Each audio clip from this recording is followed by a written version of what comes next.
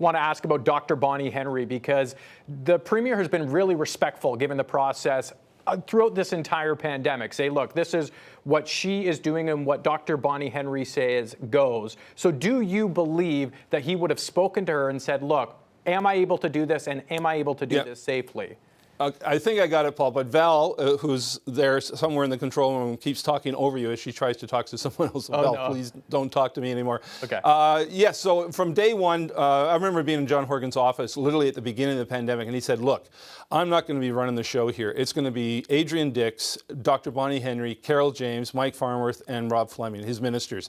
He had a front row team there. It's been his A-list team, and it's been there since the beginning. I think it will continue to be, but it's going to be interesting to see how he puts himself out ahead of them as we go into this campaign. I think it's risky for John Horgan to somehow try to eclipse Dr. Bonnie Henry as the voice of public health in this pandemic. I mean, we're following her measures. We're not following political measures, and he has to be very careful to respect, I think, her leadership and guidance on this. If suddenly he's seen as trumping her guidelines or her judgment, that's a very risky tactic for him. I don't think he's going to do that.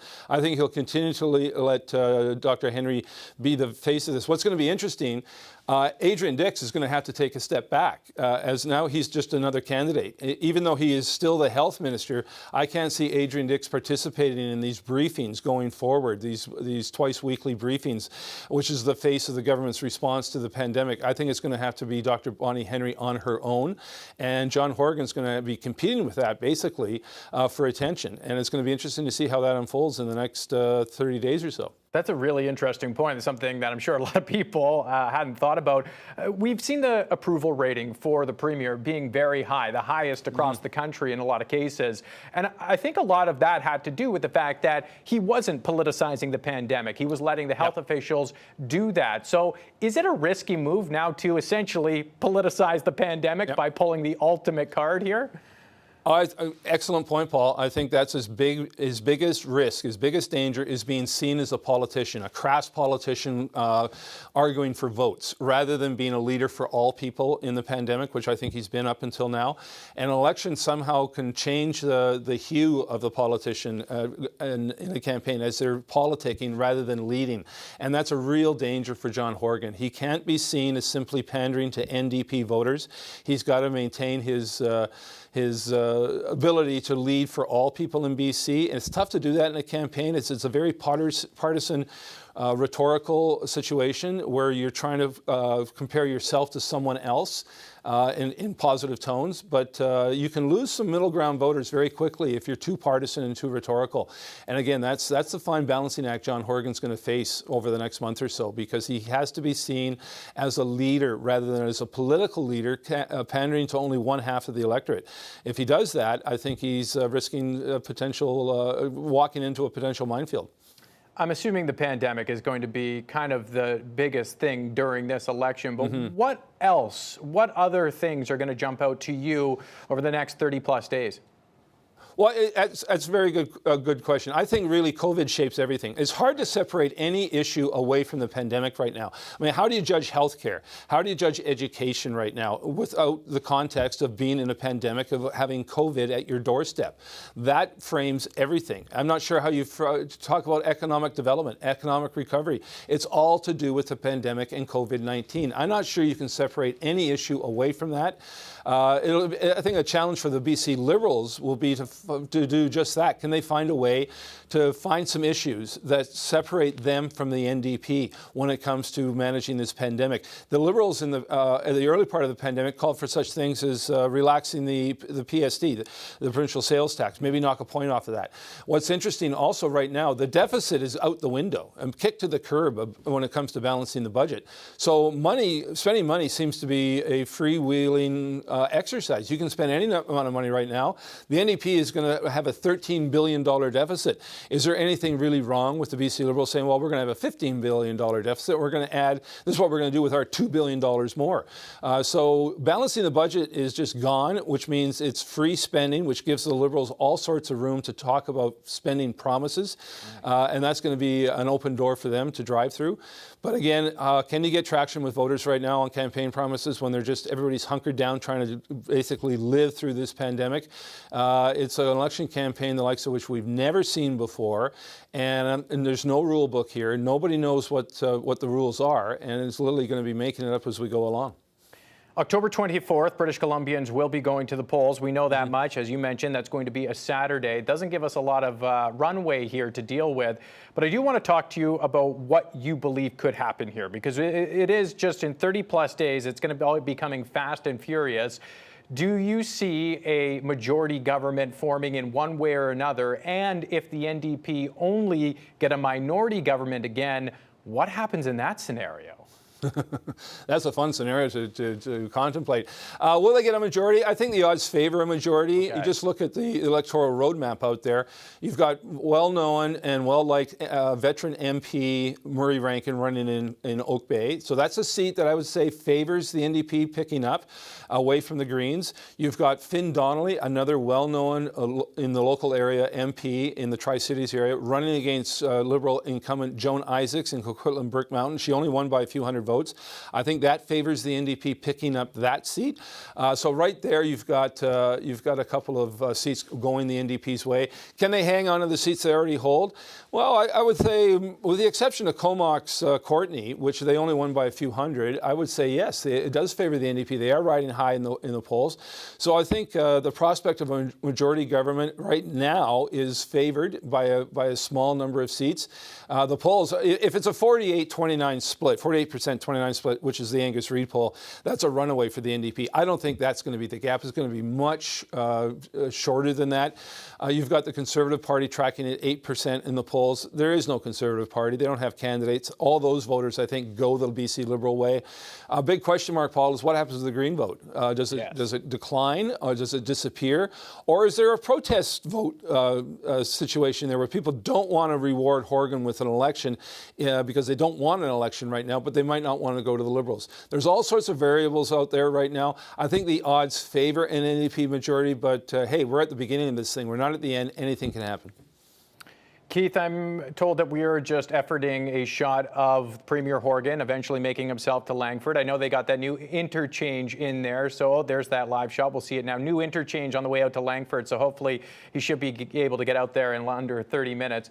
It's just behind me there. Okay, so that's just behind Keith, and we will show that to you the second the Premier leaves.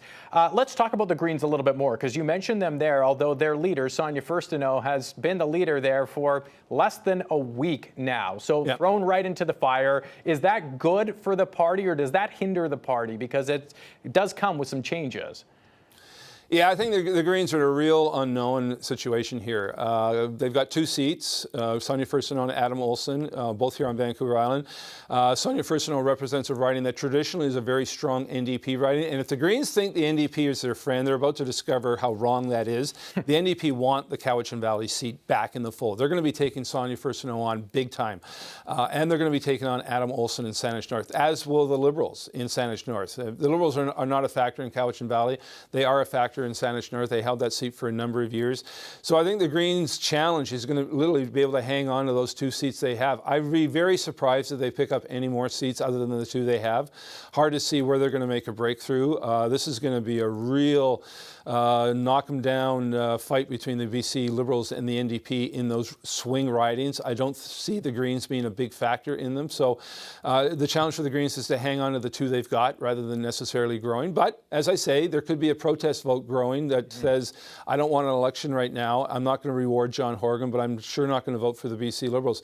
Hard to see if that's going to manifest itself in terms of enough numbers to give the Greens another seat. But I think the challenge for the Greens really is to hang on to what they've got. All right, so we've talked about the Greens, we've talked about the NDP, the two parties that make up power right now. Let's talk about those BC Liberals, because, look, they were in power not too long ago. They lost it, but they lost some votes, although, as we know, that's why it was so close. Where do they need to focus their attention here for the next 30-plus days?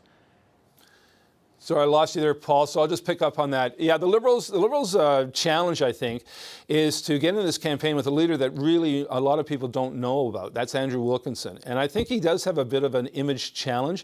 He's seen as sort of, the NDP is going to try to portray him as a sort of a patrician elitist, a guy who's both a lawyer and a doctor. How many people can say that? That he's out of touch with normal folks. That's the NDP's pitch going forward. But again, back to my earlier comments, the NDP has to be very I think, reticent to engage in too much political rhetoric here. John Horgan's smart. He portrays himself as a leader for everyone rather than attacking Andrew Wilkinson. Andrew Wilkinson is very much an unknown quantity, and it'll be interesting whether the NDP falls back in the old strategy, sort of define your opponent before your opponent is able to define himself or herself on more positive terms. And that's going to be a challenge for the NDP and Andrew Wilkinson, is defining what type of leader and candidate he is. He's had some missteps in the past. I think the Liberals, by and large, right now have nowhere near the energy the NDP has in terms of nomination battles, in terms of getting candidates into the fold.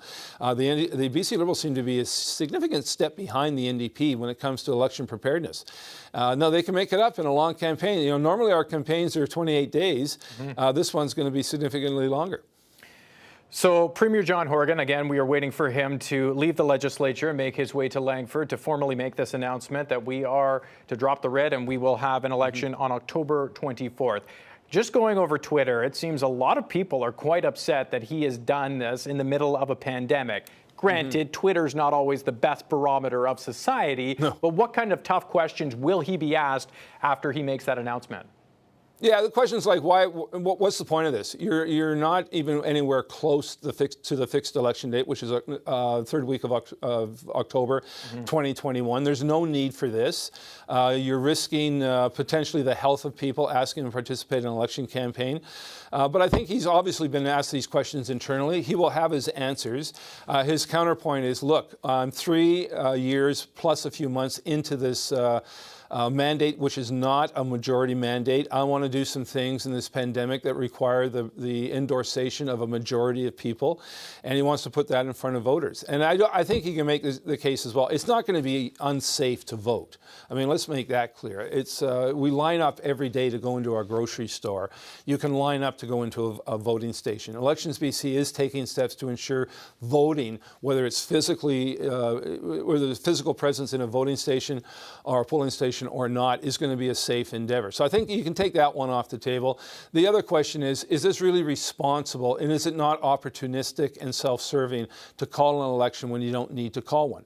And that's a big argument he's going to have to get over. I think they're rolling the dice here, and they think it's going to come up in positive terms. They've done their polling internally, they've done their research, and they think the numbers break their way. And I think they're probably, you know, that's not a bad bet to make if you're John Horgan, particularly when your opponent, the BC Liberals, does not seem to be as organized as the NDP is. For all the people who are saying, pox on all your houses, I'm not voting for you because it's a pandemic, I think they're betting there's enough people out there who like what they've seen from the Horgan administration and they want it to continue. Keith, again, we are just waiting for Premier John Horgan to leave the legislature, actually right behind Keith, and we have a shot of that. Let me check. Okay, so Keith is actually going to stand up and look out the window. It's still, his van is still there. His RCMP vehicle is still there. See, that's exactly it. We have it right. We have eyes right there. We don't need the camera, although we do have a camera. On the spot live reporting, right there. Okay, there we go. Spot news, as Baldry knows how to do very well. We talked about some of the big names that are leaving the NDP, stepping down, cabinet ministers, and these are names that we have seen and known over the years. A lot of Judy Darcy, Michelle Mungal, Carol James. These are big names. So we know the NDP has name recognition, but they are going to be bringing in a fresh crop of candidates. Is that going to hurt or hinder them, or hurt or help them? Well, the ministers who are leaving ridings that are generally fairly safe NDP territory. Okay. I mean, Carol James here, I think, is the biggest name of all. She's been around forever and very highly regarded and well-liked and respected and such. But she's in Victoria Beacon Hill, which is a very strong NDP riding. The Green Party is the second choice here, and this is the riding I'm in right now.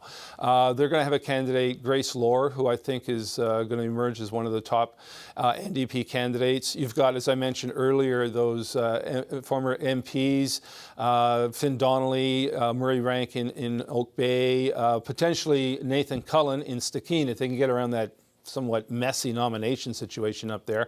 So there's some significant names coming into the NDP. They've done some pretty good candidate recruitment. You got the mayor of Tofino running to replace Scott Fraser in Alberni Qualicum.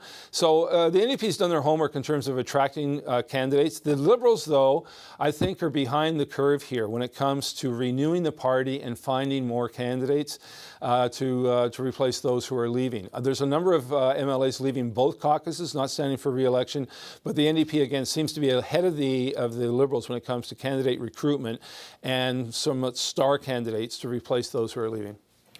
Keith, I don't want to date you because I know you've been doing this for a long time yourself, but you've gone through a lot of these elections, and I know a lot of them have similarities to the last one, and you can probably do it in your sleep. I don't think you've ever done one in a pandemic. In fact, I know you haven't. So how much different is it going to look from your perspective, but how much different is the campaign going to look overall?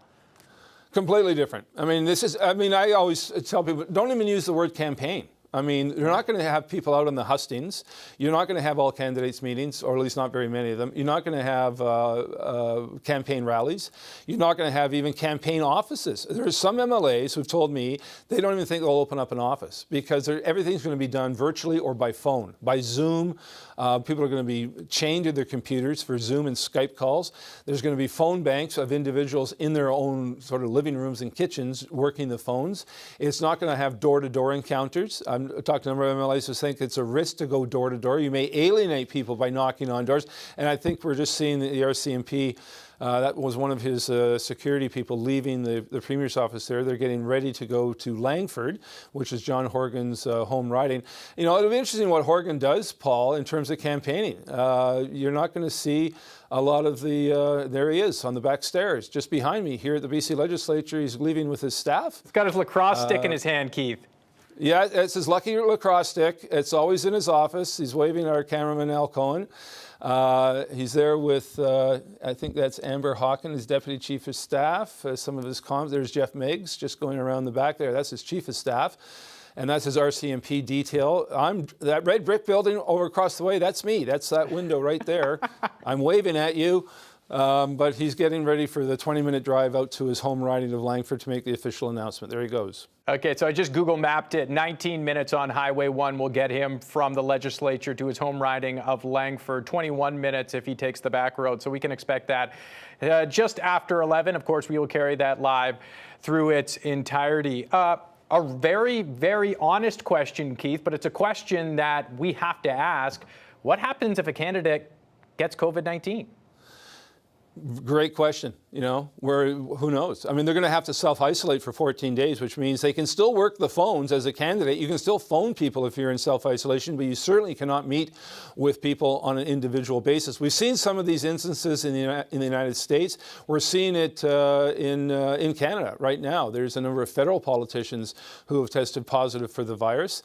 So it's again, an unknown world where we're about to enter when it comes to that. But it's a very good question. What if John Horgan tests positive for the virus? Now, against that is the fact on Vancouver Island, where I am, where John Horgan is, we have very few cases of COVID-19, and we have had few cases since the pandemic began. I think we're still tracking at less than 200. I think our active cases on the entire island is something like 8. In the capital region itself, I think it's something like 2 or 3. So the risk of John Horgan testing positive for the virus seems to be very low. On the other hand, if you're a candidate in Surrey, in Abbotsford, where the virus seems to be in much greater numbers, there is a greater risk of you testing positive for this virus. So candidates have to be careful who they come in contact with in this campaign. They've got to maintain their bubble and not mix with the general electorate. And that means, again, a different campaign. We're not going to have rallies. We're not going to have big meetings. We're not going to have a lot of all-candidate meetings. It's going to be a very quiet campaign, not a noisy one. You've been so dialed in with what Dr. Bonnie Henry has been doing throughout this entire process. Do you see her putting in some orders that are election specific? I don't think so. Okay. Dr. Bonnie Henry has been very reluctant to have orders. She's made that clear. She thinks it's much better to get people to volunteer and to buy into things rather than being forced into things. Her team has been working with Elections BC to ensure voting, when it happens, is done as safely as possible. I don't think you need a public order for that. Her public orders on crowds right now don't need to be changed. I mean, the order is there, no more than 50. Her advice is not only is it no more than 50, it's really no more than 6 if you can stick to that number in your social bubble. One of the challenges, Paul, I think, is going to be the schools. What happens in our school system over the next month or so? We're already seeing exposures in a number of schools. A lot of people are reading more into that than what really is there. But if we get something out of hand in our school system, that could blow back on Premier John Horgan. I think that's one thing he's got to be concerned about. And it's going to be interesting to see how the BC Teachers Federation plays this.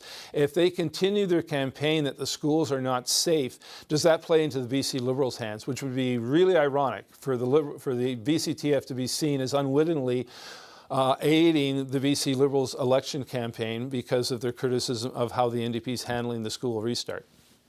From spot news to analysis, we're going to need all of it, Keith. Keith Baldry, thank you very much for that. We are going to take a very short break here, but we will continue our live coverage as British Columbia will be going to the polls. We do have a fall snap election.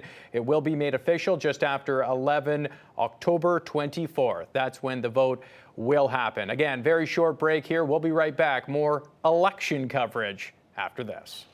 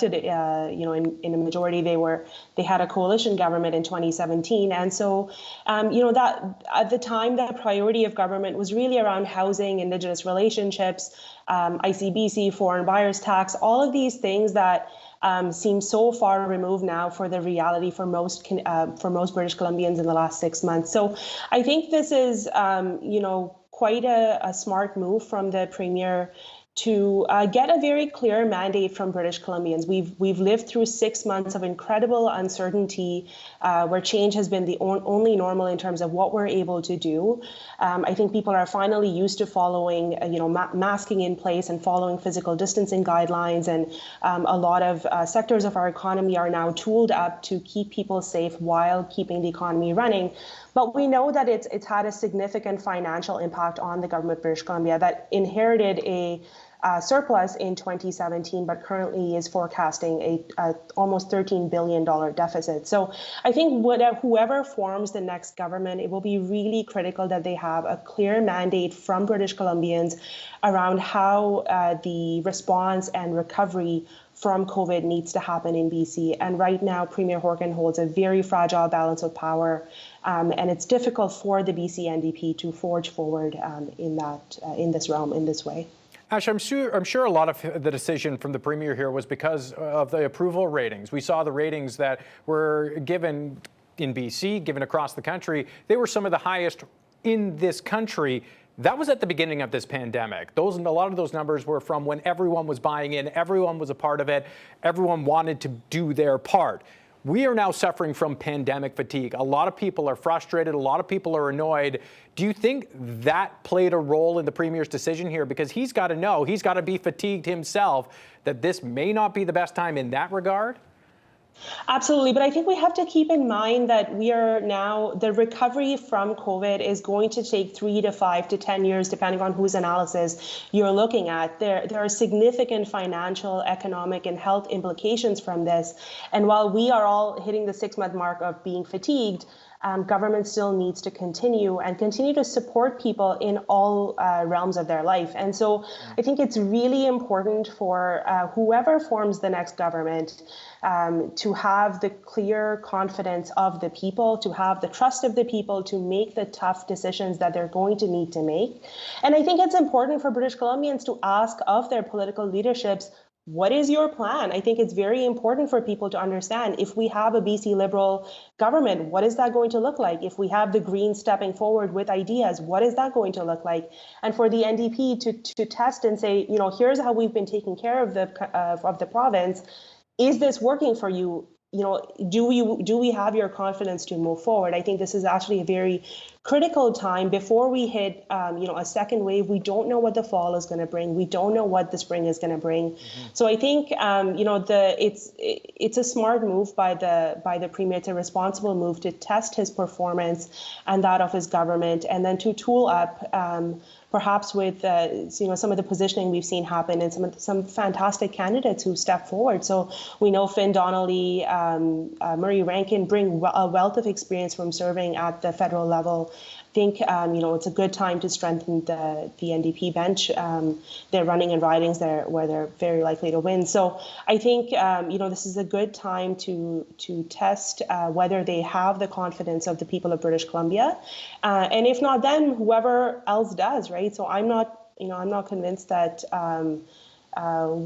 I think this is a good time for the Premier to test his performance, and I think he will be rewarded for it. Okay, well, I think that is a very intriguing point to all of this. I also think that the people of this province are well educated. The voters are very well educated. And I think a big reason for that support for both the Premier and the NDP was because they let health officials do their thing right from the beginning of this pandemic. It's been Dr. Bonnie Henry, and what she says goes. And I think the Premier got a lot of respect for not politicizing a pandemic. Well, here we are. He's about to call an election 1 year early. We're going to be going to the polls on October 24th. He's politicizing a pandemic. Is that going to be a hit against him?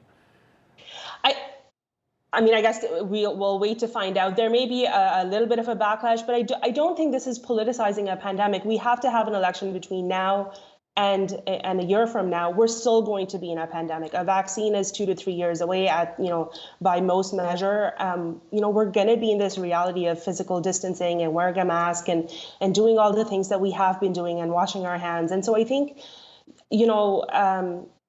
I don't particularly think this is an irresponsible move. I do think this is a responsible move. I think it's important for whoever forms the next government to have a very clear mandate from the people around what needs to happen in this province. And I think it's up to British Columbians to get out there, to vote at the poll, to get informed like we normally would. We've had a fairly safe return back to school. People have been going in and out of grocery stores. We know how to keep a distance. We know we need to wash our hands. We know we need to wear a mask. And we have a fantastic system in place already through Elections BC of both in-person voting and mail ballot voting. So I think this will require some adaptation from political parties in how they campaign. But I do think that people are well equipped to go to the polls this fall. Okay, so Keith Baldry, we spoke to him moments ago. He said, look, it's hard to say that any other topic other than the pandemic and COVID-19 are going to play a role here. Obviously, the Premier is going to have a pretty big strategy, as will the Liberals, as will the Greens. What is going to be the biggest issue of the election, taking COVID aside? And I know it's tough, but what, as a strategy, will be the biggest focus of this election? And we have about a minute left. I think it'll come down to jobs and the economy. It's both the safety of people, which we have a lot of trust in Dr.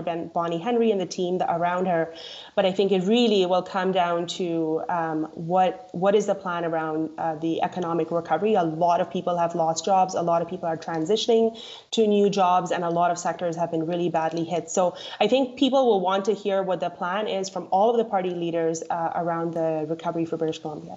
Ash Amlani, political strategist, thank you so much for your time. Thanks a lot. All right, we're going to take a very short break here on BC One. We are now just 8 minutes away, as long as he's driving fast enough, from the Legislature to Langford, from Premier John Horgan officially calling an election here, dropping the writ. October 24th is when British Columbians will be going to the polls. So for the next 30-plus days, get ready for all things election, and we are going to cover every single angle of it. Short break. We'll be right back. You're watching BC One.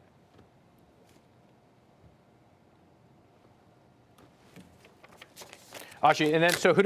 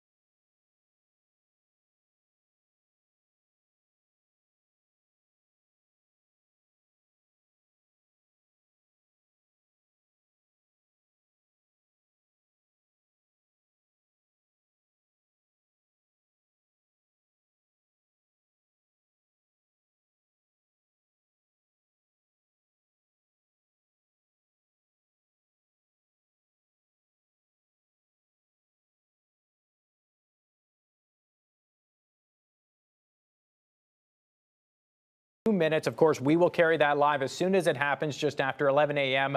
But BC will be going to the polls on October 24th. Let's bring in former NDP strategist Maria Dobrinskaya with a little more analysis. Maria, here we are, election season again, a little bit early, but were you expecting it? I mean, I think we've all been following the speculation for the last couple of weeks. I think the speculation has been challenging. And certainly, I think there's a bit of a, whether or not you want an election right now, we've all been anticipating it. And so it's good to just have it be declared and to move on with, what are the choices for British Columbians and how are we actually going to navigate what will be a very unique election and different from any one we've ever had here before. Both for the pandemic that we're in, but also, as I've mentioned before, I think that the election campaign financing rules will have some impact. We certainly haven't seen an election where the BC Liberals haven't significantly outspent their opponents. So I'm sort of curious how that plays out, and I think most politicians of all stripes really like people, and they're fed by the energy of people, and it's going to be a challenge, I think, to figure out how to replicate that energy and how to ensure voter motivation and is there in a much more constrained and changed environment. Maria, that's such a really good point, because you go to these events, these stump events, and you can kind of gauge how you're doing based on how many people are showing up to said events and in which ridings you need to focus more attention or maybe take some attention away. I want to talk about the decision from Premier John Horgan, and he will be Premier John Horgan until he becomes the leader of the NDP as we get into campaign mode, but that's not official just yet. I want to talk about his decision to call this election, because you just type BC election into Google, you can see the pros and cons. I'm sure he's been dealing with either side. So what ultimately led him to make this decision in your perspective? I mean, I think there's a number of factors. I think the language he used in or the party used in the press release they sent out announcing that he would be making this announcement, I think is really telling. Basically, British Columbians deserve a say in economic recovery and deciding the future of this province. And we've heard some hints of that from the Premier in the last couple of weeks in particular. Certainly, this government ran on balanced budgets. They've been managing up until the pandemic a very prudent provincial budget. Finance Minister Carol James, we have seen significant surpluses maintained. And, we're now talking about a multi-billion-dollar deficit and spending on economic recovery. There's going to be very different opinions, or there should be different opinions. We have a democracy. The political parties represent different ideologies and different perspectives. And so, even though we've seen agreement from all three parties around the $1.5 billion that's been dedicated to economic recovery, at least for now, I think there's likely a lot more spending to happen. How much we're spending on public services, how much of that is going to tax cuts, that's going to be dependent on where you sit on the political spectrum. Right. So I think given the magnitude of decisions this government is facing and the politicking that we would likely be seeing next year as we get into an election year, the most important budget likely from this government is going to come next February. And are they able to make a budget? So I think that's the question that the Premier, the leader of the NDP, wants to put to the province. And I think it'll be, we'll see how the campaign goes. Campaigns matter, and how much they're able to get that message through and make that the ballot box question. I think we'll have a big determinant on what we see the outcome be at the end of this month or next month. And Maria, just so letting our viewers know that once the Premier does begin speaking, we will be cutting to that right away. We are going to continue over the top of the hour. You can see the podium set up there in front of his home in Langford, his home riding. We will take that as soon as he gets there. You can see everyone's getting set up, all the audio-visual side of it. But Maria, I do want to ask a question, because the Premier would have been speaking to a lot of strategists like yourself, about if this was the right decision. If you were his strategist, his chief strategist, would you say, yes, do this? Is this the right decision? I mean, I think if you're looking strictly at the politics, it's hard for any political party to see numbers in the kind of numbers of support that we've seen for the Premier and not make a case for an election. I don't think that's enough to go to an election. I think there's other circumstances around the dynamics of this legislature that are a factor as well. But I think if you look across the country, regardless of where you fall on the political spectrum, BC has been very, very well governed, and I think the pandemic, has emphasized that. But even prior to that, so I mean, I understand the reason to go to an election, and I also really respect the electorate, and I think that ultimately the people of British Columbia will decide. This government, this government didn't win the last election.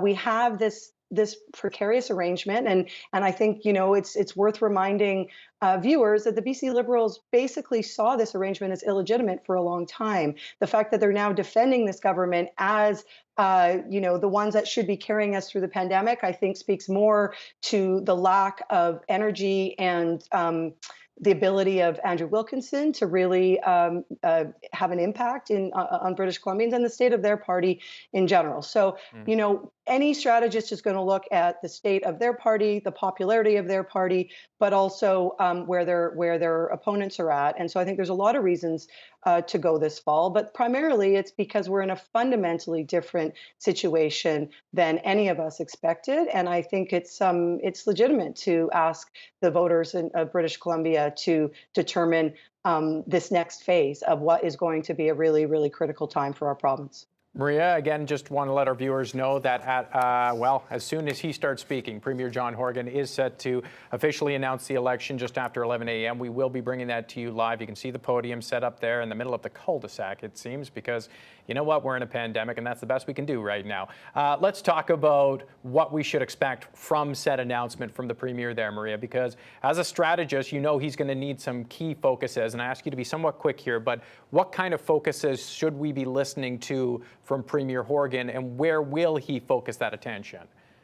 I think that, again, we saw that in the message that the party sent out. Economic recovery, British Columbians having a say in deciding their future. I do think the Premier is going to be better able to deliver that message now that he's basically, he's declaring an election. It's been hard to kind of manage the balance of, and I truly believe that he hadn't made the decision up until recently. I think there's a lot of factors at play, and there is no low risk situation going forward, either for this province or for his government. So I think that we will see him make an appeal to British Columbians around the future of this province, and he will state out his vision for what he and his government would like to do and ask for a mandate from British Columbians. And, he will now be delivering that message rather than having to, sort of play defense on will they or will they not call an election. So I think that will actually be very good for him. We know, we've seen the Premier. He's a very effective communicator. He speaks to the people very, very well. And so if he's able to bring that message and I think the majority of British Columbians are basically happy with what this government has done. And again, the Premier is going to need over the course of this election campaign to make the ballot box question, who is best equipped to lead this province going forward? And, I think there's a lot of reasons why British Columbians will think that John Horgan deserves to be reelected. It will be very interesting to see. And talk about that campaign, because it's going to be a campaign like we've never seen before. Our own Keith Baldry said, look, it's almost not worth calling it a campaign because so much of this is going to be done virtually and from the comforts and home. And one of the good things about John Horgan, Premier John Horgan, or one of his strong suits, is being just a people person, getting out there and talking to the people of British Columbia. He's not going to be able to do that, especially with this campaign. So how much will that hurt him in the next 30 plus days? Yeah, I think it's going to be challenging. He loves people. He likes being in those crowds. And I think that's totally. It's going to be so it's going to require a lot of creativity, and we're fortunate to have the digital tools we have right now for me to be able to be speaking to you from my home. I think we'll see obviously a lot of digital and online engagement. And I think there will still be, though, a good amount of old-fashioned campaigning, phoning. Phoning will be really, really critical. And I do think that in a period where many people have been mostly stuck at home, particularly elderly people or people who have been, are home for reasons of the pandemic, being able to engage through phone calls with campaigners is going to be pretty critical. But no, it's going to require a lot of creativity and innovation, and I think that energy is going to be a challenge. But I think we've already seen We've all adapted in many ways over the course of the last few months, and I think that we'll continue to see innovation in campaigning over the next month, and ways to ensure that energy and the ability to reach people and connect with people is still part of the campaign. It's a critical part of any campaign, and I think it is as you mentioned, I think it is a really big strength of the Premier, how he's able to engage with people and speak really clearly and directly to them. And I think, there'll be social distancing. There will be some campaign events, I imagine, but they will look very, very different than what we've seen historically, for sure. Yeah, even election night's going to look so different. Everyone. Well, I mean, so go ahead. With the mail-in ballots, I mean, that's, we're expecting a lot more mail-in ballots. Elections BC, usually, I think there's like 1 or 2% of British Columbians use the mail-in ballots, and it could be up to 35-40%. And so we won't, if that's the case, we will not know the results of the election for, a couple weeks, possibly after election day. What's going to be the number one thing that you look for? Because I know that you know politics inside and out. So over the next 30 days, what are you most keen to watch? Because there's a lot of moving pieces to all of this where people aren't allowed to move. Yeah, I mean, I think that most people are not like me and do not pay this much attention to politics. So what ends up being registered, I mean, this is, again, the work of the campaign and the work for all of the parties to do to get their message out. I'm going to be looking to see how effectively the Premier is getting his message out. And this election should be about the future of this province and who is best able to lead at economic recovery. If those are the conversations we're having, on the doorstep, metaphorically, I guess, because we likely not really be on the doorstep, but on the phones, then I think we're in a good place. I mean, I don't ever underestimate our opponents. I think that this is not a slam dunk. It will be a competitive election, and it should be. And the Premier should work hard, and all of the members, all of the candidates should work really, really hard to earn the votes of British Columbians, because none of this is guaranteed, and mandates are earned, not just granted. So basically, if we're at a point where the question we're talking about on, whether on the air or on the phones, is who's best equipped to lead this province, then I think that bodes well for the Premier, because I do believe the majority of British Columbians think that he is best equipped to lead the province going forward. All right, well, there you have it. Love it or hate it, we're in it. It's going to be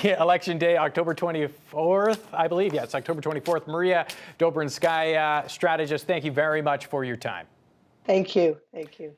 All right, that's Maria Dobrinskaya, NDP strategist. As we want to bring in our own Keith Baldry, I believe, who's back and standing by. And Keith, thank you very much for jumping back into the chair. I know there's a lot of moving pieces right now, but Maria actually brought up something very interesting there. And I should mention again to our viewers, we are waiting for Premier John Horgan. The second he starts to speak, we will bring that to you. Either Keith or myself will throw to that. She brought up an interesting point about one of the strengths of Premier John Horgan is that he is a people person. He thrives in that environment, and he's not going to be able to do that in this style of campaign. No, he won't, Paul, and that's unfortunate, because that is one of his strengths, is really meeting with common people.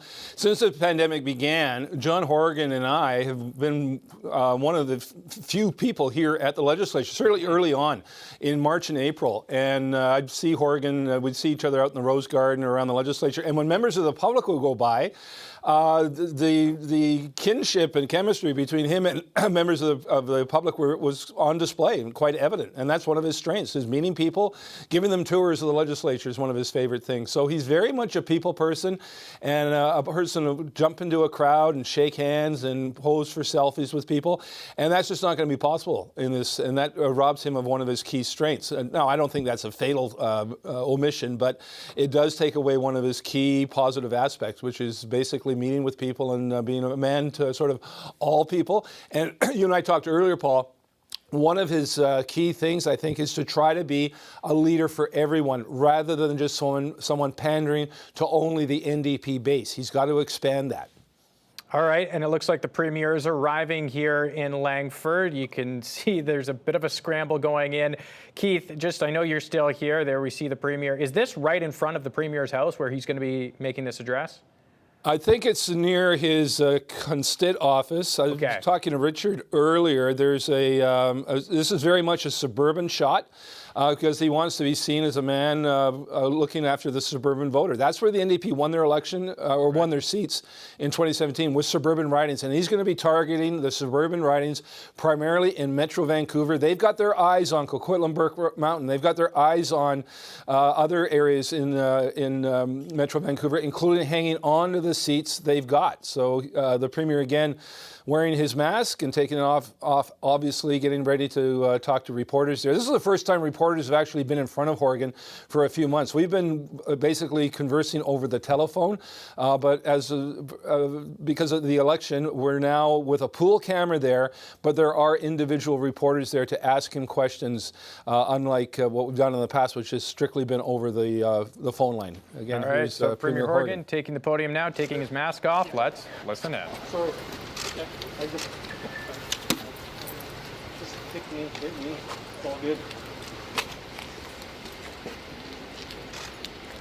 Just let me know when you're... Mikey, you the guy?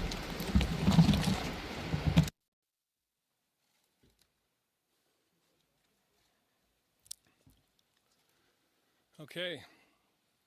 Good morning, everyone. I want to acknowledge we're on the traditional territory of the Coast Salish people. And I want to pay particular tribute and acknowledgement to the Sianu people of Beecher Bay, the Sauk Nation, and the Pacheedaht Nation, who are in the electoral area that I've had the privilege to represent over the past 15 years. This is Langford. We're not far from where Ellie and I have called home for the past 25 years. We raised our children in this community. Langford is like many middle-class communities across British Columbia, filled with people who work hard every day, trying to make the best of the situations they find themselves in, always mindful of the blessing of being British Columbians. But they're worried about their future, they're worried about the impacts of COVID-19, and they want to make sure that their government is secure and stable and focused 24/7 on their needs and their hopes and their aspirations. Coming home here every night reminds me of where I come from. Getting up every morning reminds me of the people I'm working for. A few hours ago, I met with the Lieutenant Governor of British Columbia, Janet Austin, and she has granted my request to dissolve the Legislative Assembly, and the general election will be held in British Columbia on Saturday, October 24th. Now, none of us thought this would be how we would spend 2020 when it started 9 months ago, but the COVID-19 pandemic has changed everything. We are in unprecedented times with challenges we could have never imagined. I want everyone to know that I've struggled mightily with this decision, and it did not come easy to me. I understand that families are concerned about their loved ones and their livelihood. I know people are uncertain and worried about the future. I understand that full well. But I want to share with you why I believe in my heart that now is the time to have an election. British Columbians have worked hard to get on the right side of the COVID-19 pandemic, but we are far from out of the woods. We are not at the end of COVID-19, we're at the beginning. This pandemic will be with us for a year or more, and that's why I believe we need to have an election now. We can either delay that decision and create uncertainty and instability over the next 12 months, more speculation, more talk about what might be, or we can do what I believe is always the right thing and ask British Columbians what they think. I believe the best way forward is to put the politics behind us. Let's address the differences we may have now so that we can all come together after the 24th of October, focused as we should be on the needs of all British Columbians. I firmly believe that this is not a 12-month exercise. We have 4 years ahead of us where we all need to work together. And for 12 months to wait for the next election seems to me to be time wasted when we could all be rolling up our sleeves and focusing on the things that matter most to British Columbians. I believe the choice in this election is quite clear. The opposition will focus, as they have in the past, on the wealthy and the connected at the expense of the people that I represent here in Langford. I believe to stay on the right track, we need to focus on the things that got us here. The past 3.5 years have led to positive changes in British Columbia, and I'm proud of what we've been able to accomplish working with the Green Party to bring back investments in healthcare and schools, building transit, housing, childcare spaces, eliminating medical services premiums, the largest middle-class tax cut in BC's history, as well as the most ambitious climate action plan in the country. And of course, we're the only province to have enshrined in our legislature the rights of Indigenous peoples, the First Peoples of British Columbia, those that I referred to at the start of my presentation. I believe the future together is very, very bright, but the present is extremely challenging. We have done much, but we have much more to do. And last week, I outlined some of the plans we have to respond to the COVID pandemic, making sure that we're getting resources to people, to businesses, and communities so they can prepare for the challenges ahead. And over the next 32 days, people will have an opportunity to look more at the plans that we're going to be putting forward and the plans of other parties here in British Columbia. Like everything these days, this election will be unlike any other, but I do believe it can be conducted safely. Dr. Henry and Elections BC have worked very, very hard to make sure that British Columbians will not be putting themselves at risk. And just as we are going to work, just as we're going shopping for groceries, we can vote safely. There will be ample new opportunities through advanced voting as well as mail-in ballots to ensure that people can participate in our democratic process from the comfort of their own home. But like thousands of workplaces across BC, thousands of businesses, our campaign will fully comply with public health directions. I believe we're going to need to be innovative and creative in how we engage with people, but I know we can do it. Over the next few weeks, I look forward to engaging with British Columbians to talk about the things that matter most to them. And despite the difficulties we face as a result of the pandemic, I take comfort every single day in the ingenuity and the creativity of the people of British Columbia. We have done extraordinary things over the past 7 months, and we can do even more in the years ahead. I want to thank you for the opportunity to be the Premier of British Columbia. I have enjoyed and cherished every minute of it. And I look forward to carrying on that work after October 24th. With your support, I believe we can continue to lead the country to make sure we bend the curve on COVID and get back to where we all want to be, where we have harmony, we have prosperity, and we have a way forward that includes everyone. Thank you very much. I'm happy to take some questions. 2 reporters on the line, please press *1 to get in the queue. We will do 1 question and 1 follow-up today, and our first question comes on the phone line from Justine Hunter.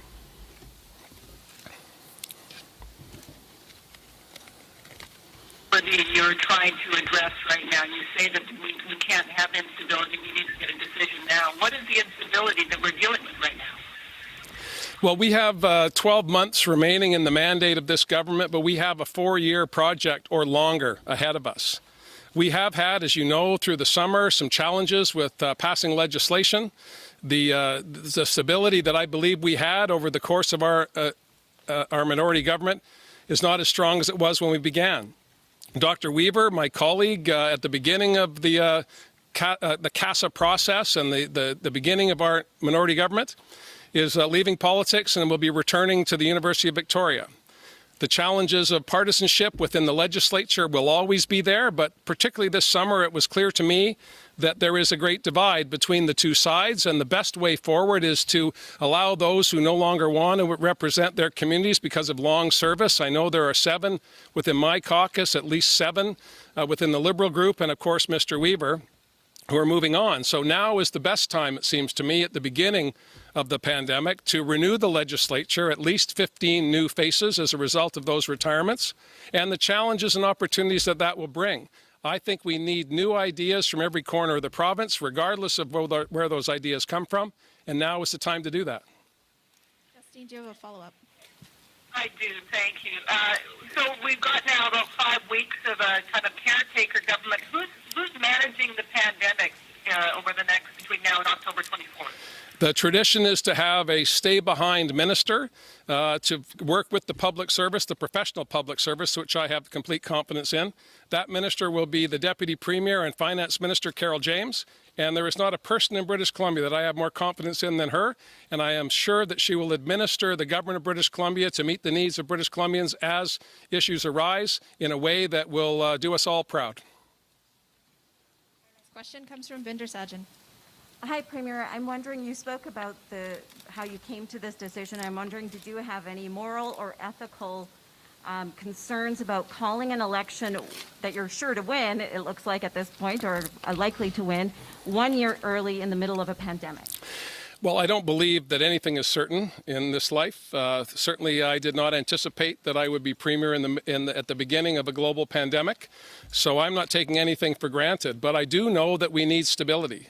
It's a marvel to me that I recall back when the government was formed, most of the pundits said it won't last 6 months. It'll be lucky to last a year. And then it was 18 months. And then it was, well, they might get to 2 years. Well, it's 3.5 years since the last election. And it's never a bad idea to ask the people of British Columbia what they think. And that's what we're going to be doing on October 24th. I do. And do you expect British Columbians to believe that we would not be headed to the polls right now if public opinion polls and internal party polling didn't show the NDP leading? I don't, I appreciate the question, but I have to, again, reiterate that I have grappled with this. And it has been a challenge because there are colleagues that I'm going to miss who are retiring on both sides of the legislature, particularly Dr. Weaver, who I've had a very positive working relationship over the past 3.5 years. But the challenges ahead are not about me and they're not about politics. They're about British Columbians. And we have significant challenges ahead on the health front, on the economic front, and what instability that brings to our communities and our social fabric. And I believe the best way to get going on the work ahead is to put the politics behind us. I cannot imagine 12 more months of bickering, 12 more months of not knowing whether a bill would pass the legislature because of uncertainty in numbers. I think the best way forward is to resolve that now. Not just for me, but particularly not for me, but for British Columbians, and that's why we're doing this. Our next question is from Richard Zisman. Did you lie to British Columbians when you signed a CASA deal that said you would not call an early election, and now here you are calling an early election? I believe that the CASA document and the coalition, or pardon me, the minority government that I've had the honor to oversee over the past 3.5 years has done extraordinary things for British Columbians. But the issues of 2017 are not the issues of 2020. We did not contemplate a global pandemic. We did not contemplate the upheaval in our economic fabric. We did not contemplate the challenges of public health. And I believe that what we did in the past was one thing. What we need to do in the future is quite another matter. And the best way forward is to ask the people of British Columbia where they want to go and who they want to lead them. Richard, do you have a follow-up? Should British Columbians trust you that it's safe to go and vote? Like so many people are concerned, as you I'm sure have heard, that they don't want this pandemic election. Should they trust that it's going to be okay? And are you worried about how a campaign like this hurts our democracy, considering you won't have as much media scrutiny, you won't have as many rallies? Like, it's just not going to be a campaign like we know it. Thank you. It's going to be unlike any other campaign, without any doubt. But what I've observed over the past 7 months is that I've engaged with thousands of British Columbians in every corner of the province without leaving Vancouver Island. I've been able to engage through Facebook Live presentations conducted by media. I've been engaging on Zoom calls. I've had one-on-one calls. I've had collections of people. This will be different. We will be engaging in different ways. But I firmly believe that the notion of rallies, the notions of hysteria during election campaigns oftentimes puts the style ahead of the substance. And I believe that an election now is the time to discuss the substance of where we want to go as British Columbians. I have never been more confident that this is the time to ask British Columbians where they want to go. Unprecedented times call for unprecedented actions. Our next question is from Rob Shaw. Hi, Premier. Green leader Sonia Furstenau tweeted out that she met with you Friday and told you that you have a stable government with her support. You're telling us this morning there's instability. Why don't you believe what she told you on Friday? Well, I had a very good meeting with Sonia Furstenau on Friday. We discussed a range of issues. I laid out for her the concerns I had following the summer session of the legislature, where 2 significant pieces of legislation were not brought forward because we didn't have the support of the Green Caucus, and another instance where the Green Caucus amended a financial bill without discussing it with the Minister of Finance or anyone else. So the evidence speaks differently. But this, at the end of the day, is not about the confidence of the legislature. It's about the confidence of British Columbians. And it's never a bad idea to say to British Columbians Who do you want to lead you, and where do you want to go? After 3.5 years, the time is right for that. We are at the beginning of a pandemic, not at the end. We have a bunch of work ahead of us, and I think a renewed legislature with new people, with new perspectives and new ideas is the best way forward. Do you have a follow-up, Rob? Yeah, thanks. Outside of the Second World War, this will be the first election ever conducted in BC in a state of emergency. Why do you think that's appropriate, and did that factor into what you were wrestling with? Well, I think that it's important to put in context your question. None of us have ever been here before. None of us have ever tried to grapple with the challenges that British Columbians are facing, families right across BC. And we need a stable government to go step by step through the challenges as they emerge, not to be hamstrung by uncertainty about whether a bill or an initiative of government will meet the muster of a minority parliament. This is an appropriate time to ask the people of BC where to go, and that's why we're doing it. Our next question is from Lisa Yuzda. Premier, you talk about putting people before politics, but there's a lot of people feeling pretty cynical about this, including parents who are looking at more than 2 dozen exposures at schools right now and wondering why you're not just focusing on that right now instead of what to some seems like a power grab. Well, the people that are concerned about the economy, people that are concerned about the global pandemic need to know that the public health officers remain in place doing the fantastic work they've done to keep us safe over the past number of months. When it comes to our schools, safe operation of our schools is not the responsibility of the Premier. It's the responsibility of school boards, administrators, trustees, and I'm very confident that the foundation for a solid education plan has been put in place that's not one size fits all. What's needed in Langford is different than what's needed in Langley. What's needed in Salmon Arm is not the same as what's needed in Saanich. So districts will work this through. Principals, parents will work this through. I have every confidence in the professionalism of those in the education sector, and most importantly, the good judgment of parents that we can get through this. People are going to work. People are buying their groceries. The economy is operating. But there is doubt because we need to ensure that policies that are brought forward by the government are going to be seen through, and we don't have that today, and that's why we're seeking a mandate from the people of British Columbia to carry forward. Lisa, do you have a follow-up? A lot of parents are feeling like they're not getting the information from this government, and that's where they're feeling unsure, not that they're feeling that there's a lack of stability. So I wonder if you can talk to that, because that's what I'm hearing from parents, that they're not feeling like they're getting the information they need to make the decisions for their families.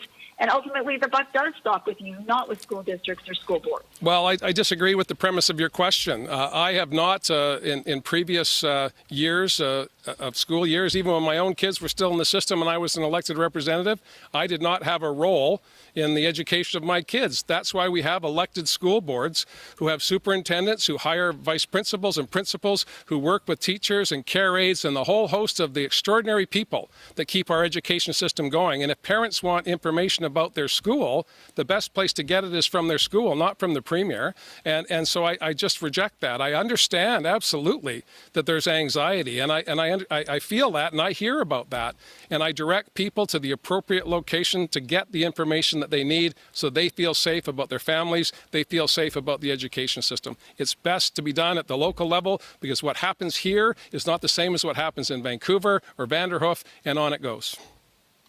Our next question is from Rob Buffum. Well, hi, Premier. I'm wondering how you respond to folks out there who would view this snap election as an opportunistic power grab. Well, I can't really respond to that, Rob, other than to say that I believe that we are involved in politics. We have been involved in politics for the past 3.5 years, and we have been able to accomplish a great deal. But the challenges ahead of us dealing with a global pandemic are unprecedented. And I believe stability is what's required, not just for 12 months, but for the next 4 years. And that's what I'm going to be asking British Columbians to support me about. And if they don't, they don't. Rob, do you have a follow-up? I do, and it relates to Richard's earlier question. I'm just wondering about any concerns you have in relation to this campaign and how democracy may be impacted. For example, if there aren't door knocks, things like Zoom, older voters may not, have the same facility with their access to or in-person local candidates debates. If those are online, there may be people who just don't have the opportunity to be a part of that or get that information. What are your thoughts on that? Well, as with all campaigns, leaflets will be available at door to door, I'm sure, and information about candidates in local constituencies will be available through a variety of platforms, not just the internet. The good news is that many seniors have landlines. I have a landline. So my number's in the book, or it has been in the past. So being able to contact those who are not adept at the internet is going to be the easiest part of the campaign, quite frankly. But it will be different, no question about it. But I am confident that in 2020, we will be able to connect with people, talk about the issues that matter to them, and from there, build a strong government that will be focused on the needs of people. The next question is from Les Lane. Oh, thanks. Premier, we've been in a state of emergency and health emergency for 6 months now, and that gives the provincial health officer a certain amount of authority and clout over a lot of policy decisions. Did you consult directly with Dr. Bonnie Henry about calling an election? And if so, what was her comment? I didn't discuss an election directly with Dr. Henry. I talked about what her views were on the state of the pandemic. We talk regularly. What she made clear to me is that we are far from out of the woods. We have a long way to go, and that we will be in a pandemic in the spring. We will be likely still be in a pandemic next October.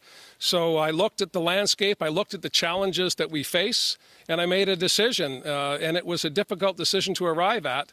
But Dr. Henry's advice and counsel on public health issues has been absolutely indispensable to me and to British Columbians. But the final decision to call an election rests with me and me alone, and I take full responsibility for it. Les, do you have a follow-up? Her kind of consistent messaging over this time is that it's a time to pull back, to retreat, to just maintain the kind of hunker down and wait it out. And you're calling the biggest, what is obviously always the biggest public engagement exercise that a government can call. Don't you think this just directly conflicts with the tone of all her messaging through this emergency? Well, no, not entirely. I believe our biggest challenge right now in terms of case numbers is people who are disregarding the advice that's been given over the past 7 months. Staying distant if you can't, wear a mask, wash your hands regularly, and if you're not feeling well, do not go out of the house. That is the challenge with respect to COVID-19, not whether or not we ask people to go to a polling place over the course of a number of days, or if they're uncomfortable with that, to vote from home. New Brunswick just concluded an election with 66% turnout, which is relatively high. Saskatchewan will be underway in a few short days. Other jurisdictions around the world are having elections. I think that we need to put this in perspective. We're asking British Columbians to engage in their public life, to give advice and counsel to where they want to go and who they want to lead them. And it's never a bad idea to do that. I'm firmly convinced of that. Our next question is from Karen Larson. Hi there. Thank you very much. Premier, 7 cabinet ministers have announced they're not running again, and there are several nomination battles with controversy, you could say. Is your party truly prepared for an election? Well, I've been asking my colleagues for 3 years what their plans are. I'm very sad that 7 of my colleagues have decided to step down. They have served British Columbians very, very well. Many of them have been with me since I was first elected in 2005, and I absolutely understand that they want to look at other pastures, other things to do with their life. There are an equal number of Liberals not seeking re-election. This is a time to renew the legislature, and in terms of preparedness, I believe we're as ready as we can be. We have 32 days to make our case to British Columbians, and they'll decide on October 24th. Do you have a follow-up, Karen? Yes, thanks. BC has the highest number of active COVID cases per capita in the country. Why is this appropriate to call an election now? Well, we have a low positivity rate with respect to the number of tests we've been doing. Again, I've taken counsel from Dr. Henry on the essence of the pandemic, on the issues that are important right now. The election, of course, was not an issue that I needed to raise with her. She's been working with Elections BC to make sure that should there be an election, it will be as safe as possible. I think British Columbians will find as we get into the voting phase that this will be like no other. There will be a long period of advance voting, so there won't be a big crush on Election Day. Election Day will be on a Saturday for the first time in a long, long time, as well, of course, as mail-in ballots. So I am confident that the process of the election is one to get a new government that can focus on the needs of British Columbians. British Columbians are out in their communities. I was on BC Ferries last week. There's a lot of people moving around. The challenge we have is that people are not abiding by the health orders that are already in place. That's had an impact on nightclubs. That's had an impact on activities largely of younger British Columbians. And we've tried very hard to get their attention, and we'll continue to do that, as will Dr. Henry. Our next question is from Dale Boyd. Hi, Premier. I'm just wondering, have you thought about the particularly marginalized citizens with health issues or low income, how they're going to take on an election in 5 weeks when people are definitely concerned about, finding a job or keeping their job? Well, those are just the very issues that I believe we need a stable government to address. Again, asking British Columbians to find the time to make their choice about who they want to lead them through the next 4 years is something that will happen on October 24th, the final day of what will be a long voting period. I believe we need a stable government to address the very issues that you've raised about inequality in our communities, about the challenges that we face. And the best way to do that is to get the politics behind us. 12 more months of politics and partisan wrangling will not serve anyone. Let's get it out of the way at the front end of this pandemic so that we can have confidence going forward over not just the next 12 months, but the next 4 years, that we have a government in place that's focused exclusively on improving the lives of people. Dale, do you have a follow-up? Yeah, I guess if there was an election to be held next fall, I guess what's the difference other than a year of campaigning, since we're going to have an election during a pandemic anyway? Considering right now, as of 11 a.m. of your announcement, I don't have any candidates to call in the Boundary Smokeamine riding. The incumbent has announced her retirement, and the NDP has not announced a candidate. Well, we have 32 days. The final day for nominations, I believe, is 2 weeks from Election Day. So this is a process that I believe everyone will engage in. I don't think that it's in anyone's interest to spend the next 12 months arguing with each other. I believe we can spend the next 32 days doing that and then have a government that's focused on what they need to be focused on, and that's people and their needs in every part of the province. Next question is from Keith Baldry. Oh, hi there.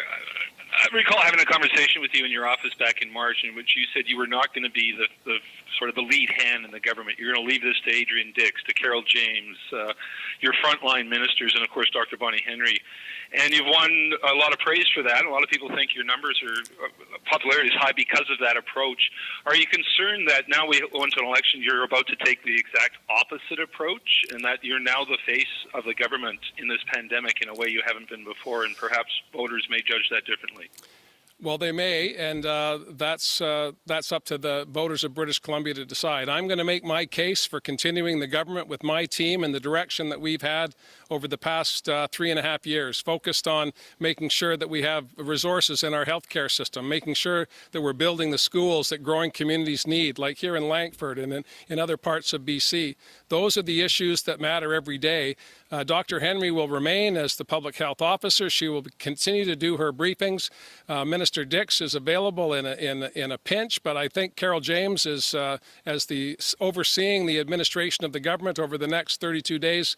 We're in pretty good hands. I'm very confident about that, and it's my job to now make the case as to why British Columbians should return me and my team for the next 4 years. Do you have a follow-up, Keith? Yeah, speaking of Dr. Bonnie Henry in briefings, we have one today at 3 o'clock with her. It'll be 3 days of COVID-19 cases. We're averaging about 120 a day. So we could be looking at a 350 plus COVID case number this afternoon. Are you concerned that a lot of people today are going to say, whoa, 350 cases of COVID-19 on a day an election is called? Is that actually something that's proper to do? Well, that's one of the very issues I grappled with, Keith. These are unprecedented times, and uncertainty is around every corner. But I have no confidence that the situation on the health side will be better in 6 months or 12 months. What I know is that we're coming into the end of the summer period. We're going to be heading into cold and flu season. I believe now is an appropriate time to ask the question. We have COVID. It will be with us for the foreseeable future. There will be case numbers that will be alarming. But the challenge for us is, do we have a government that will be in a position to respond in November, December, January, and February decisively in the interest of British Columbians? I'm not confident that we have that today, and that's why I'm asking British Columbians to give confidence in the next government by having an election. Next question is from Tim Ford. Yes, thank you. I wanted to ask about the nomination competition in Stikine. Anina McPhee is seeking the nomination against former MP Nathan Cullen. I wanted to know if you had an opinion on the party's equity mandate and if the party will be honoring that mandate. Well, I'm very proud of what we've been able to accomplish as a party in the current legislature. Half of my colleagues in my caucus are men and half are women, all coming from diverse backgrounds, all coming from different parts of British Columbia. And I am confident that the equity mandate has served my party and by extension British Columbians. I also know full well that we have done our level best to make sure that we have that same diversity going forward. Of the 5 seats from Prince George to Prince Rupert, there are 5 seats. 4 of them will be contested by women from my party, 2 of which are Indigenous women. Nathan Cullen's seat, the party there asked 15 different individuals in the community if they were prepared to run, and they weren't, and so Nathan stepped forward. I'll direct you to the party president for the details about how that will unfold, but I believe the equity mandate has served my party well, and by extension, we look at our legislature now, and it reflects the diversity of our province, and I'm very proud of that. Tim, do you have a follow-up? Yes, thank you. You've been talking about this election as a sort of need for stability, asking British Columbians to endorse your government's vision. If that vision is rejected and your government does not form a majority next election, would you step aside as leader? I think that might be an early question, seeing as I haven't got through the first hour yet, but certainly I'll reflect on all of those issues in the fullness of time. Our next question is from John Crawford. Yeah, getting back to the Stikine riding, that's the largest riding area-wise in the province of British Columbia, and yet, one of the most empty ridings in terms of the number of people in it. And, while we're talking about candidate selection and how a lot of that's going to be done online now rather than face-to-face meetings, some of those areas are kind of outside of the connection zones or connectivity. How are people in remote areas going to be able to choose their leaders in this small window of time? Well, again, with respect to the NDP candidates, I'll direct you to the party president. Those administrative issues are handled by the party, not by me. But I have every confidence that we at least have been working overtime to make sure, as we have been, quite frankly, for 3.5 years, we are reminding people that we're a minority government. An election could have been held in 2018, 2019, 2020.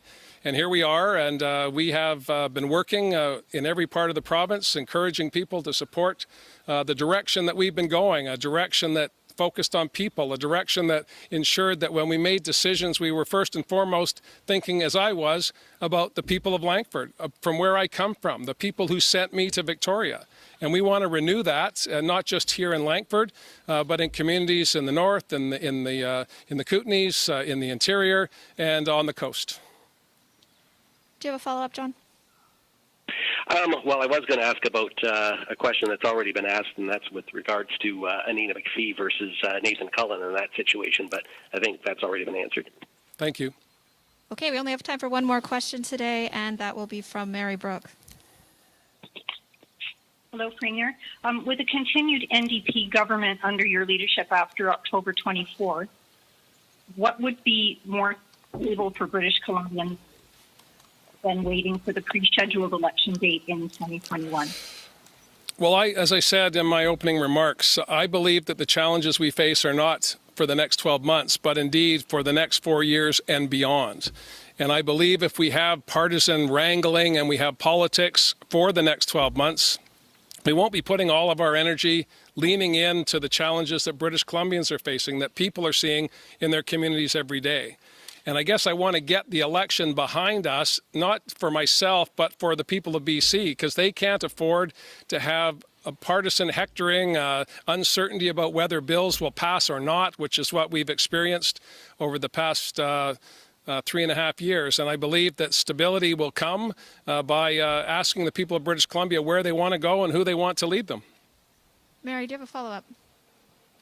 Yes, I do. Thank you. About those two pieces of legislation that didn't go through this summer, you say because of the failure of Green support in the legislature, what are British Columbians now doing without as a result of that? Well, one of them was about energy policy, and we can agree to disagree on energy policy. That was not a particular concern of mine, but the one that was of concern to me was one to do with mental health and whether or not a medical practitioner, a doctor, could keep a minor, a child, who had been admitted with an overdose under observation for a week. That was what we were asking to do. And there were people in the legislature that did not support that. And having met with parents who'd lost children, I was not prepared to accept that. But it seemed okay to others in the legislature, and I'll leave it at that. But that was really the deciding issue for me. I've talked to parents who've lost children, and if only they had had an opportunity for clarity in a medical setting, not in a juvenile detention center, not being taken away from their parents, but under medical supervision. That was what we were seeking, and it wasn't accepted by the legislature, and that's the pity, and that's my frustration. Thank you, everyone. That's all the time we have. You've been watching a live press conference from Langford, British Columbia. A garbage can, a garden shed, and a hockey net. Sounds like a country song, but that was the backdrop for where Premier John Horgan officially dropped the writ, and British Columbians will be going to the polls on October 24th. You can see the Premier just putting his mask back on. I shouldn't call him the Premier anymore. Now he's just John Horgan, leader of the NDP, and trying to get your vote. Now, the Premier said he struggled with this decision, but ultimately he wants a mandate from BC and believes that mandate will give the NDP a majority government. They're going to be milling along a lot there in that cul-de-sac in Langford. But for more on this, let's go back to Keith Baldry, who's at the legislature. And Keith, the Premier saying a lot of stuff there. What jumped out to you? I think he was prepared for the pushback from reporters about basically a lot of questions that were along the lines of why do we need to do this right now?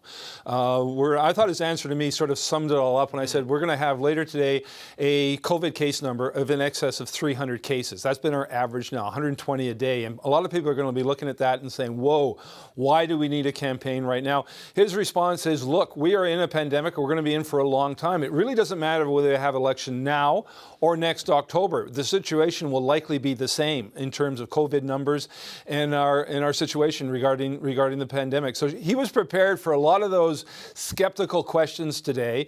Obviously, his staff has, I think, been running them through the hoops to expect this type of skepticism and pushback that we don't need an election right now. We can wait, and he was prepared for that. Whether voters accept his answers, that he wants more stability and more of a mandate to do a lot of things that aren't being done right now, is an open question, and we're going to find that out through the course of the campaign on October 24th. But it's a roll of the dice, but it's clearly one he thinks he's going to win. It's really interesting, Keith, and we mentioned that the Premier is going to be speaking or not going to have the ability to speak to people out in the communities, but this is an interesting moment happening right now. It looks like a resident, maybe from that cul-de-sac, has come out and she's talking to the Premier. He appears to be listening, so it is going to be interesting if this continues, depending on where he goes, obviously from a safe distance. And on that topic of the excuses, it seemed like he was well prepared, and it seemed like Andrew Weaver provided a bit of a bailout for him and the fact that he's leaving Kyiv.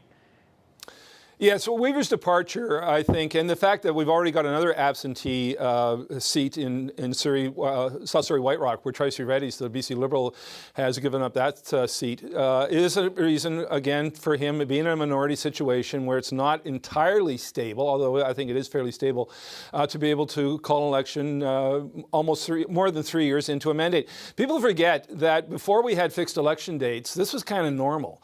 We were always sort of reading the tea leaves. When was the Premier going to call an election? When, whether it was, Bill Bennett, Dave Barrett, well before my time, in 1975 called an election that a lot of people didn't think he needed to call. He went early and paid the price.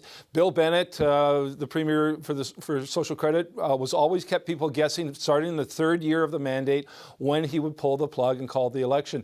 W.A.C. Bennett won 4 elections every 3 years. He would call an election every 3 years, not 4 years. So a 3-year plus a couple months mandate is not unusual in the history of BC to have an election after that length of time.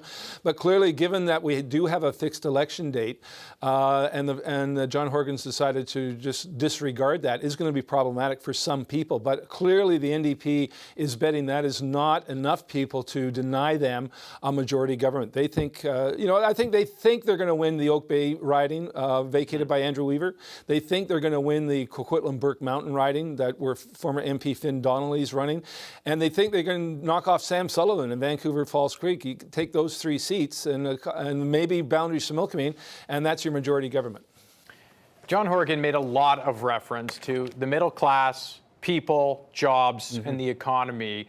Do you believe that's how he's going to get here? That's how he's going to win this election? Is that sort of giving us a taste of what his campaign could look like, maybe even stealing some of those energy votes away from the Liberals? I think so. I think he's going to be running on the economy and also on the pandemic, that he is the one to lead the province in this extraordinary situation we find ourselves in. And you heard my question about how the two of us had a conversation back in March in his office in which he said, I'm taking a step back. I'm going to let Carol James, Adrian Dix, my frontline ministers, and Dr. Bonnie Henry run this pandemic. They're going to be the face of the government in the pandemic. And I put it to him, well, that's going to be different now because you're going to be the face of the government now because you're in an election campaign. And he sort of acknowledged that, but says still it's going to be a team approach.